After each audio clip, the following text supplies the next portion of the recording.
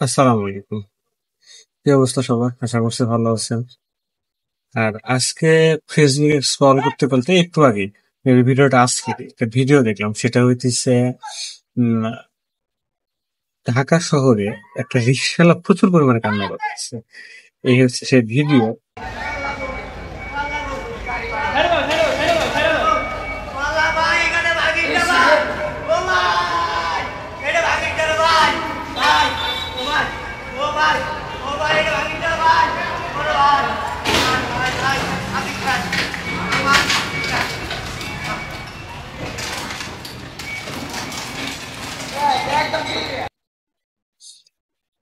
আর এই রিকশাওয়ালা বলতেছে যে ভাই রিকশাটা ভাঙেন না।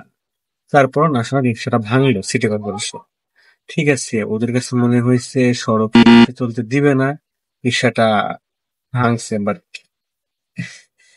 ওই লোকটা সর্বোচ্চ দিন গেলে 1,000 টাকা কামায়, মাসে 30,000 টাকা রিক্সা চালায় খায়, যেটা আমাদের থেকে ছোট।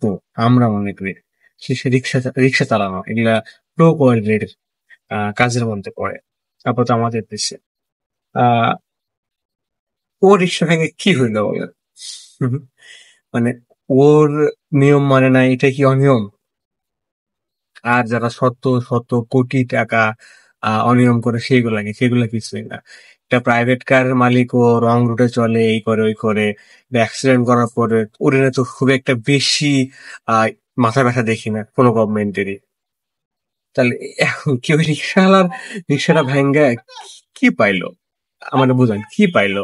কিছু পাইলো ভাই? যারা শত শত কোটি টাকা নেয়, আহ ইয়ে করে, 2 নম্বরই করে, তাদের কিছু না, সেগুলো অনিয়ম না? একটা রিক্সা চালক ওরে মেন সড়কে উঠতে দিবে না, মেন সড়কে আসছে, ও রিক্সা ভাঙা দিল, দেখ কি করতে চায়? মানে কি বোঝাতে চাইলেন যে আপনারা হচ্ছে নিয়মের মধ্যে কাজ করেন এরকম কোনো কিছু?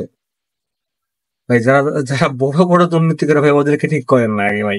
এদের সাথে লাগে লাভ কি আপনার বলেন? কোনো লাভই তো নাই আমি বলে মনে করি। অ্যাটলিস্ট গরিবের পেটে লাথি মেরে কোনো লাভ নাই। বরং ওরা যদি বদুয়া দেয় সেটা আপনার জন্য আমার জন্য খারাপ। বুঝছেন? যদি পারেন ওই যেগুলা বড় বড় আছে বদমাস ওদেরকে ধরেন, ওদেরকে ঠিক করেন, তাহলে অ্যাটলিস্ট দেশটা ঠিক হতে পারে। মানে দেখার পরে খুবই খারাপ লাগে। মানে বিষয়টা এত পরিমাণ খারাপ লাগছে যে কি বলবো, মানে বোঝানোর মতো কোনো ভাষা নেই আমার। তো মনে হলো যে বিষয়ে কথা বলা দরকার একটু, তাই কথা বললাম। ভাই ছোট্ট একটা মানুষ আমি, কোনো ভুল হলে মাফ করে দিয়ে নেওয়ার।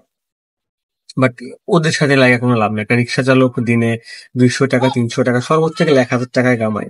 ওর লাচ্ছি কি করবেন? ও ভাই নিজের ঘাম পায়ে ফেলে ইনকাম করতেছে, কারো 1 টাকা মাপতেছে না, কারো কাছে চুরিও করতেছে না। আর যারা যারা বড় এই যে টাকা লুটপাট করে ই করে, ওদের সাথে লাগেন না ভাই। আল্লাহ হাফেজ, ভালো থাকবেন, আর কিচ্ছু বলার নাই এই পর্যন্ত।